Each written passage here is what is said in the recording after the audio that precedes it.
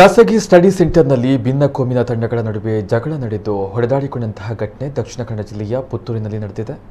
ಇಲ್ಲಿನ ಖಾಸಗಿ study centre ಒಂದರಲ್ಲಿ ಭಿನ್ನ ಕೋಮಿನ ತಂಡಗಳ ನಡುವೆ ಜಗಳ ನಡೆದು ಹೊಡೆದಾಡಿಕೊಂಡಿದ್ದು, ಘಟನೆಯಿಂದಾಗಿ ಹಲ್ಲೆಗೆ ಒಳಗಾದಂತಹ ವಿದ್ಯಾರ್ಥಿಗಳು ಆಸ್ಪತ್ರೆಗೆ ದಾಖಲಾಗಿದ್ದಾರೆ ಎಂದು ತಿಳಿದು ಬಂದಿದೆ.